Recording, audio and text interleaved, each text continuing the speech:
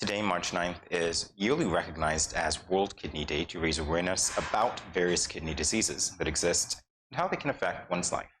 Joining us now are William Chen, Project Manager of the Taiwan Technical Mission, and Novelia Rawlins-Nwosu, Metabolic Disease Program Coordinator.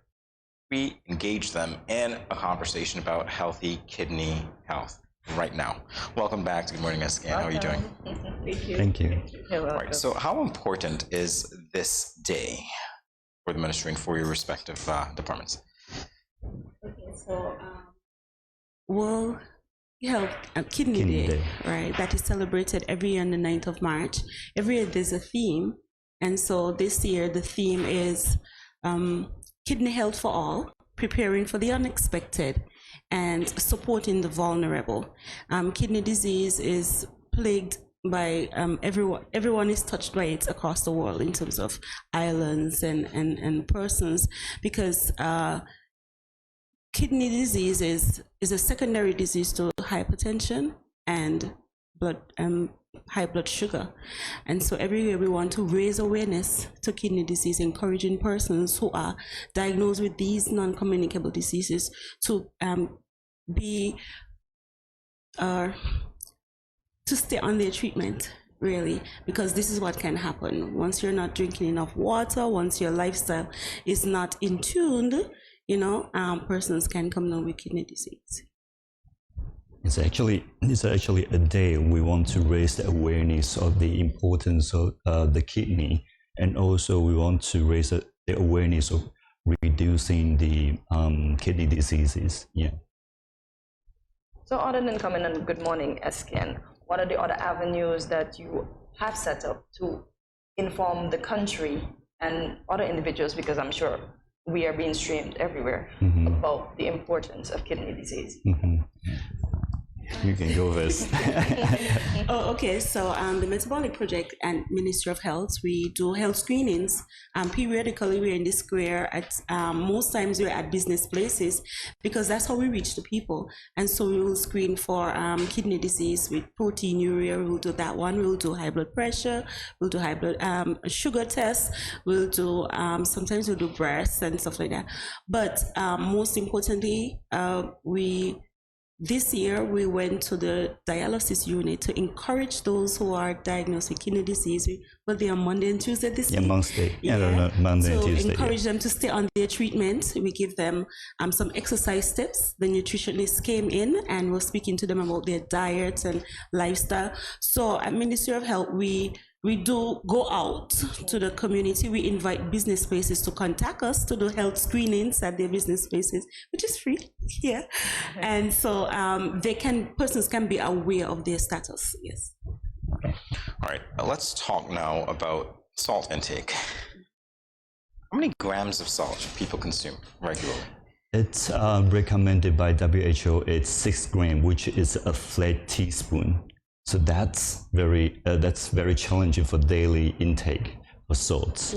But for me, I don't really measure like how much salt intake I consume in a day. But usually I compare this. For example, I would check the food label and to see which one is lower, so I can choose which one. Yeah. So that's a practical way to lower your sodium intake. You took the word right out of my mouth. Very practical. So that teaspoon that you mentioned, that is supposed to be the amount you're supposed to use for the entire day? Exactly. A leveled teaspoon. Yeah. Yeah. That's the smallest one, not the tablespoon. Exactly. Yeah, that's what I'm saying. Yeah. Wow. Salt is the best thing ever, but that's not good for you. That is not good for you. I know salt, diabetes, hypertension, and we don't talk much about lupus in the Caribbean, I find. All of these can help with kidney damage. So what can we do to control these 3 that I just mentioned? Well, basically, lupus, yes, that's when the body actually turns against itself. right? Yeah, sometimes that is hard to be diagnosed. So persons will have to see what is going on in their family trend, sometimes family history will be able to tell you that. When it comes to diabetes and hypertension, basically it's lifestyle. Your lifestyle choices. So we encourage persons, watch your salt intake, look at the food labels and see how many sodium that is in the food, how much you intake. That includes your snacks. So if persons love to snack on Pringles and Conkles and those, fatty stuff, popcorn, watch the amount of salt that you're digesting, and pay attention to your body. Really have your regular checkup and stuff like that. That can reduce the prevalence of diabetes and hypertension here in the Federation. And come check us out when we're when we're doing free health screenings. Will do. For the salt intake, right? So when it comes to self-management program, so there's a session that will ask you to do something. For example, to reduce the salt for a week. Yeah, so then you try to reduce your salt in a week, and then if it become a habit and you get used to it, right? And I believe it will reduce your craving for salts. Yeah, and if you keep doing that, you will make a balance that you realize that you don't really need that much salt. That's definitely true, I find. So we can wean ourselves off the salt, if you want to put it that way. Talk about popular seasonings that might provide alternatives to salt. Do we have any of those here at all? Do we use any of those? Our popular seasonings, if you read the labels, you will see the sodium content, right? That's our Maggi cubes or bio and all of those things. So you will want to reduce the amount that you're putting into your food. And however, we encourage you to use the natural seasoning. We have our celery, we have our herbs, we have our thyme, we have our seasoning peppers, those contain salt as well. When you do cook with them, you don't have to put them in first. Well, if you put them in first, you will lose all of the flavor, so you want to put them in last. So that when you taste, you're getting that flavor, because we are Black people, we love flavor food, right? So you can get the flavor really infused inside of the food. So we want to encourage persons to use the natural seasoning, try them, not just buy them and we love to see colored stuff, and just don't put them in once you start to cook. Put them at the ending of the food process, so you can really flavor your food. And like William said, once you challenge yourself to reduce your salt intake, your craving for salt will come less, because your body adjusts. Our bodies are very precious, and they take what we give them. So you're trying to reduce your salt intake. Eventually, what used to be that you're accustomed to, eventually you say, oh my, that's too salt, because then you become more salt aware. I like that.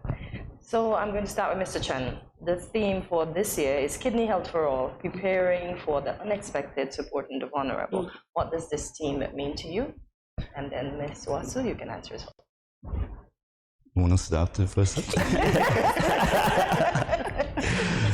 Yes, so the project has been doing the health screenings, right? Because we want to detect those who hasn't been detected with kidney disease. So that's what we prepare for, those unexpected, and we support for those vulnerable, because some people they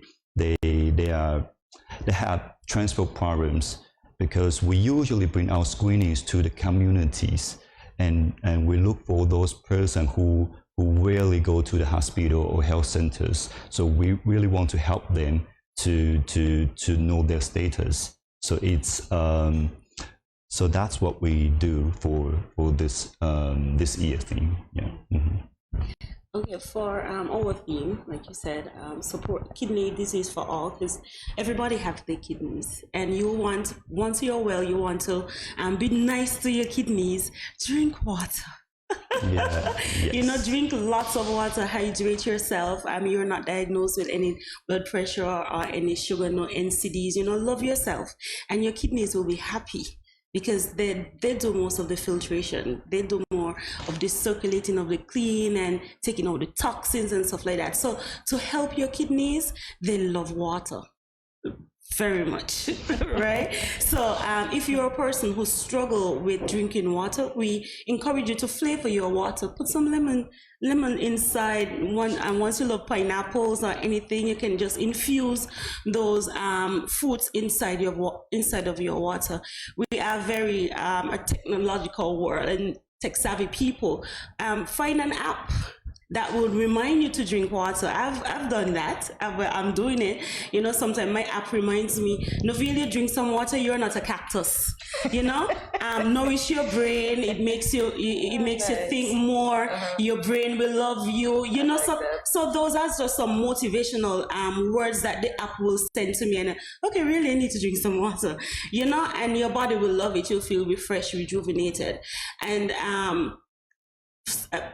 preparing for the unexpected. Well, in life, you have unexpected turns, unexpected changes. If you think that you're rich now, once you have kidney disease, you're not rich anymore. Kidney disease costs a lot. For example, per session is like $400. All the dialysis. Per session. And some persons require 3 sessions or 2 sessions per week. So you're looking at 400 times 3, 400 times 2 per week, times 4 per month, times 12 per year, and then you can do the math after that, right?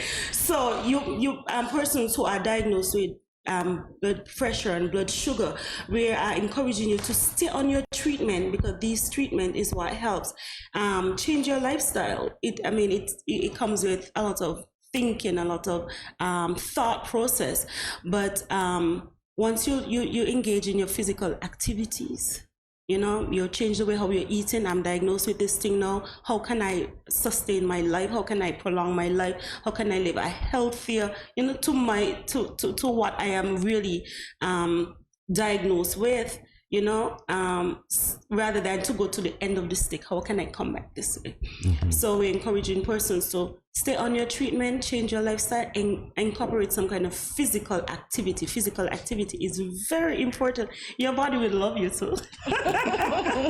Right? And supporting the vulnerable. We know that we have persons who are diagnosed with kidney disease across the Federation, and they do need our support. It takes a team to help them, because sometimes after dialysis they're sometimes weak and lethargic and tired. You know, sometimes they just need that motivation, that push. So we want to support our people in any way that we can that is diagnosed with kidney disease across the Federation. Well, you predicted exactly what I was going to ask you. Who are the vulnerable and what is being done to help them? So any final words as we commemorate World Kidney Day? Go ahead. Okay, so for World Kidney Day, you know, we want to encourage persons to love your kidneys. We want to encourage persons to change your lifestyle. If you are if you live a lifestyle of just eating, sitting down, just walking casually, you know, you want to really take some time to think about what you're doing and love your body, love yourself, because just this one precious body that we have, you know. It will be remiss of me not to mention, that there is a program at the Ministry of Health, chronic disease self-management program.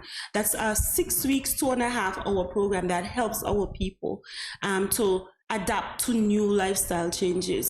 You know, we have facilitators that will go into communities, go into churches, go into business spaces, and speak about how to self-manage. And in one of those tools, we have what we call an action plan, a plan that you yourself will set. Is something that you want to do, is something that will motivate you for whatever change you would want to make, and we help to guide you through those action plans. Small plans, big results, you know. So we want to challenge the Federation, or I want to challenge the Federation to get moving action, make small action plans to sustain this body that we have.